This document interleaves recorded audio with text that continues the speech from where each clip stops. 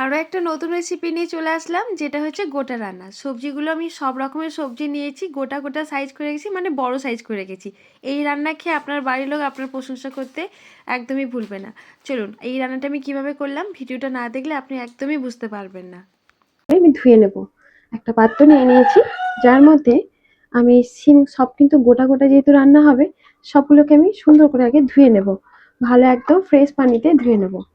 সবজিগুলো দেখতে পাচ্ছেন আমি শুধু পেছন আর এই সামনেটা কেটে নিয়েছি, আর তার সাথে কিন্তু এগুলো গোটা গোটা আছে। তবে এক একটা সবজির মধ্যে কিন্তু কানা থাকে বা পোকা থাকে। তো আমি একটু আলুর মধ্যে ফোকাস করে, এরকম করে আলুর মধ্যে ফোকাস করে দেখলে পারে কিন্তু যেটা বোঝা যায় যে একদম ফ্রেশ আছে। সিমগুলো ধুয়ে নেবার পর ওই পানির মধ্যেই আমি কিন্তু আবার দিয়ে নেব এরকম সাইজের বড় বড় সাইজ, যেহেতু এটা গোটা রান্না, তো গোটা গোটা রান্না করব। এটাও হচ্ছে আপনাদের নিয়ে নিয়েছি বেগুন। আমি এইভাবে গোটা বড় বড় সাইজই রান্না করব, যেহেতু গোটা গোটা সাইজ করেই নিয়ে নিয়েছি। এবার এটাকেও তুলে রাখলাম। তার সাথে এবার দেবো সব রকম সবজি যেগুলো আমার হাতের সামনে পেয়েছি। এটা হচ্ছে বিম কড়াই।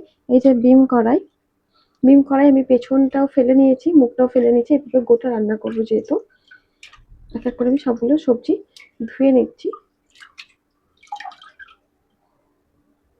এবারে মটরশুঁটি সেম ভাবেই পেছনটা আর মুখটা কেটে নিয়েছি, এগুলো কিন্তু আমি ধুয়ে নিলাম। আচ্ছা, ওলকপি, এবারে ওলকপিটাও কিন্তু এইভাবে সাইজগুলো রেখেছি বড় সাইজ করেই। এগুলো কিন্তু এক এক করে আমি সবগুলো সবজি খুব ভালো করে ধুয়ে নেব।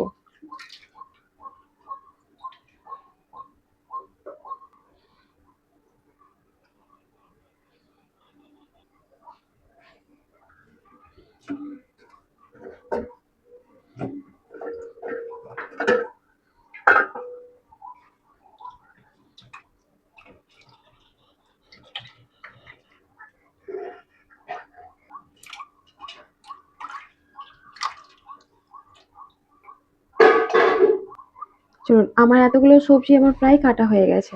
ঠিক আছে, সব কিন্তু গোটা গোটা সাইজে রেখেছি। ডিম কড়াই থেকে শুরু করে সবগুলো সবজি কিন্তু আমি একদম গোটা সাইজের করে রেখেছি, বেশ বড় বড় করে। ঠিক আছে, এই হচ্ছে মোট টোটাল সবজি। আরো একটা আছে আমার কাছে, আমি দেখিয়ে দিচ্ছি, যেটা হচ্ছে আপনাদের কাছে ডাটা শাক, মানে যেটা পালং, শীষ পালং যেটাকে বলে, ওটা হচ্ছে মেন। এটাও সুন্দর লাগে খেতে। এই হচ্ছে আমার শীষ পালং, আমি কেটে রেখেছিলাম রাত্রিতে, কাজটা আগিয়ে রেখেছিলাম। একটু হয়তো মাঠো মাঠো লাগছে, বাট এটা হালি, মানে যখন কিনেছিলাম বাজার থেকে, বেশ হালি ছিল। যাই হোক, এবার চলুন এবার রান্নার প্রসেসটা। হ্যাঁ, আরো কয়েকটা মশলা আছে, মানে আমি আপনাদেরকে দেখিয়ে দিই কি কি মশলা লাগবে। রান্নাটার মধ্যে ফোড়ন দেওয়ার জন্য লাগবে আমার 4 পিস লঙ্কা, তেজপাতা, তার সাথে আদা রসুন গোটা, এগুলোকে আমি পেস্ট করে নিতে হবে। তার সাথে কালো, এটাকে কি বলে, সরিষা, কালো সরিষা, 5 ফোড়ন লাগবে। আর তার সাথে অল্প পরিমাণে পোস্ত কিনেছি, যেন তরকারিতে দিলে শেষ হয়ে যায়। এই যে একদম মিনি প্যাকেটে পোস্ত রেখে দিয়েছি, এগুলো লাগবে। চলুন, এবার রান্নাটা সবকিছু উপকরণ রেডি হয়ে গেছে। এবারে চলুন রান্নাটা করে নেবো, আর তার সাথে এগুলোকে খুব ভালো করে পেস্ট করে এর মধ্যে নিয়ে নিয়েছি। যেহেতু অল্প পরিমাণে সরিষা আর পোস্ত, তো একসাথে ভালো করে একদম বেটে নেব। যেহেতু অল্প পরিমাণে যেহেতু ঘুরবে না বা পেস্ট হবে না, সেই জন্য একসাথে সবগুলো একসাথে পেস্ট করে নেব। চলুন এটা পেস্ট করে আসি। এই যে আমার পেস্ট করা হয়ে গেছে একসাথে, একটা পাত্রে ঢেলে নিলাম।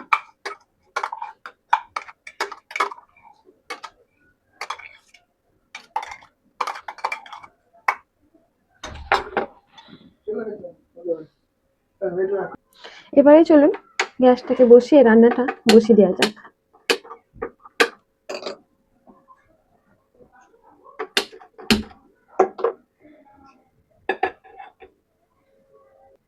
এবার ফোড়নের হিসেবে রান্নাটা যেহেতু করব, পুরো রান্নাটা কিন্তু সর্ষের তেলের মধ্যে করব।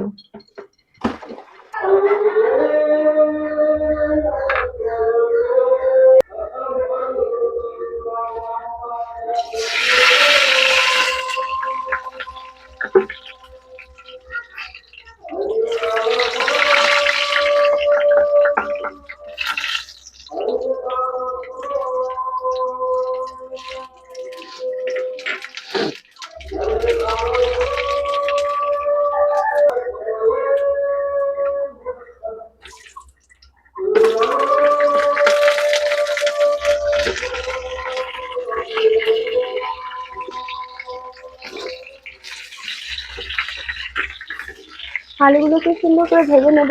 একটু যখন ভাজা ভাজা হয়ে যাবে সবগুলো কিন্তু সবজি একসাথে ভেজে নেব।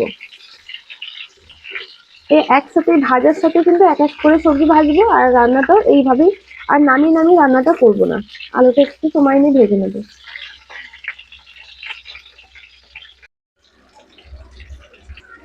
ভাজার সময় আলুটা অল্প পরিমাণে একটু লবণ আর নুন দিয়ে একটু ভেজে নেব, তাতে কালারের মানে আলুর কালারটা সুন্দরভাবে আসে। দেখতেও কিন্তু ভালো লাগছে দেখুন।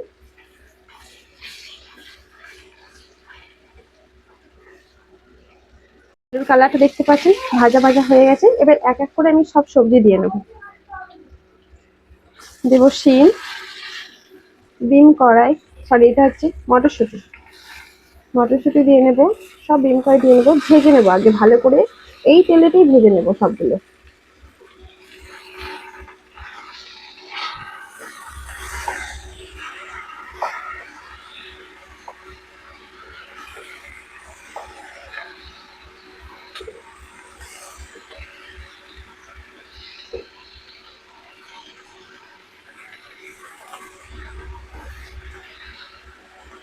বাকি সবজিগুলোও দিয়ে নেব।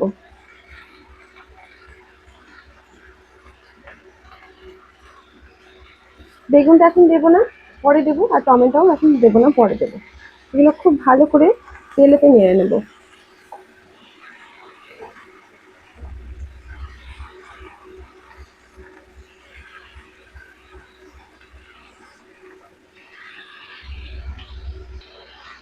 আমার সবজিগুলো দেখুন অনেকটা বেশ ভাজা ভাজা হয়ে গেছে। এই পজিশনে যখন এরকম আসবে, ভাজা ভাজা হয়ে যাবে, তখন আমি এই যে বাটা মশলাটা সবটা ঢেলে নেবো। এর মধ্যে আছে আদা, রসুন, তার সাথে কিন্তু সরিষা আর পোস্ত।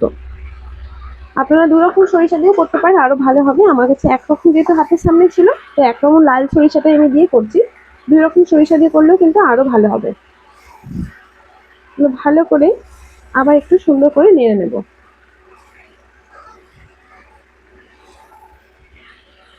আর এখনো পর্যন্ত কিন্তু আমি এর মধ্যে কোনো পরিমাণে একটু অল্প পরিমাণেও জল দিই না।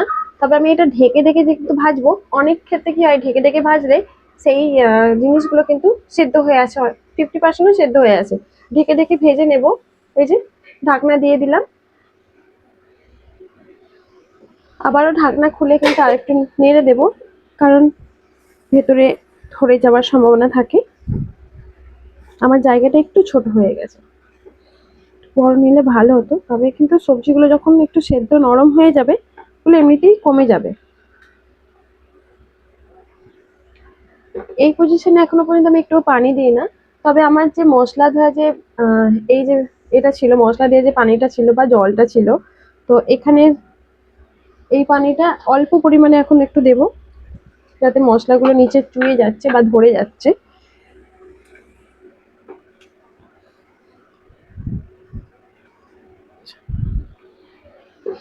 এই পজিশনে আসার পর এবার আমার শীষ লোটে যেটা আমার হাতের সামনে ছিল, এটা আমি দিয়ে নেবো।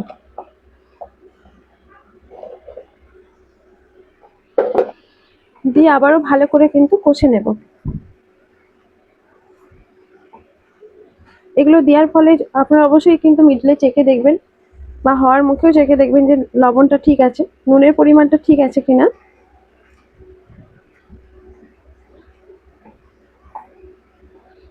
জায়গাটা আমার বেশ ছোট হয়ে গেছে, একটু বড় জায়গা নিলে হয়তো ভালো হতো।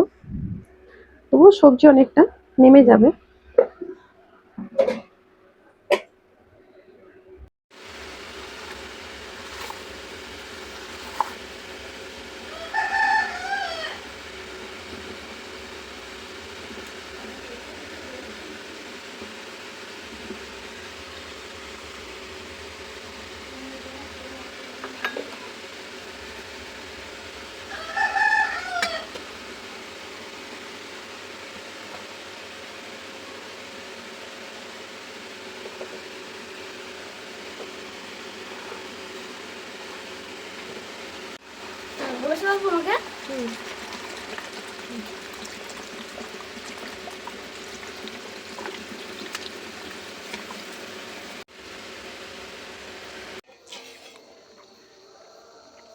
এই হচ্ছে আমার রান্না কমপ্লিট।